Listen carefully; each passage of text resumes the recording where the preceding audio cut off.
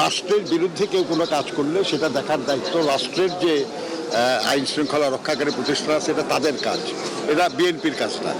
জুলাই সনদ নিয়ে জনগণকে ভুল বোঝাচ্ছে 11 দল। জনস্বার্থ বিরোধী কাজ করলে সবার বিরুদ্ধে ব্যবস্থা নেওয়া যেতে পারে, এসব মন্তব্য করেছেন বিএনপির দুই শীর্ষ নেতা মির্জা ফখরুল ইসলাম আলমগীর ও নজরুল ইসলাম খান। এদিকে জ্বালানি মন্ত্রী ইকবাল হাসান মাহমুদ টুকু জানিয়েছেন, আসছে জ্বালানি বান্ধব নতুন নীতি। শনিবার রাজধানীতে আলাদা আয়োজনে এসব কথা বলেন তারা।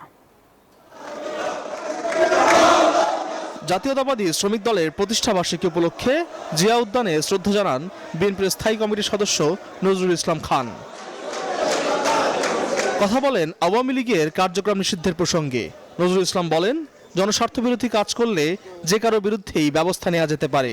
রাষ্ট্রের বিরুদ্ধে কেউ কোনো কাজ করলে সেটা দেখার দায়িত্ব রাষ্ট্রের যে আইন শৃঙ্খলা রক্ষাকারী প্রতিষ্ঠান আছে, এটা তাদের কাজ, এটা বিএনপির কাজ না।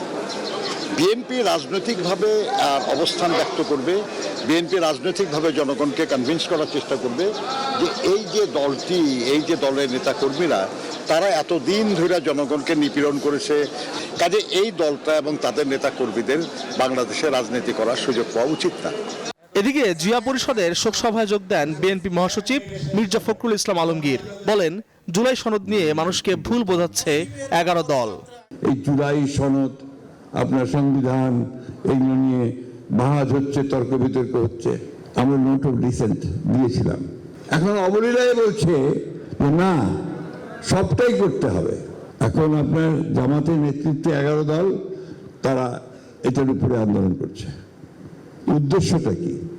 উদ্দেশ্য হচ্ছে আবার বাংলাদেশকে ডিস্টেবিলাইজ করা, অস্থিতিশীলতার দিকে নিয়ে যাওয়া। অন্যদিকে রাজধানীর একটি হোটেলে এক সেমিনারে অংশ নেন জ্বালানি মন্ত্রী। জানান, আগামী জুনের মধ্যেই আসছে নতুন জ্বালানি নীতি। আমরা এই সোলারকে এগিয়ে নেওয়ার জন্য উইল গিভ ইনসেন্টিভ।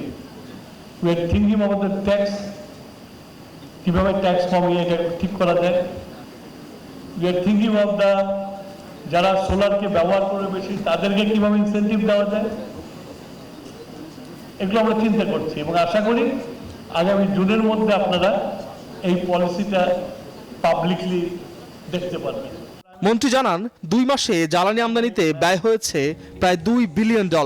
এমন অবস্থায় টেকসই সমাধানের পথে হাঁটছে বাংলাদেশ। সোলার ক্যান ক্যাটার only for Al Mohaimedul Khan, news 24, Dhaka.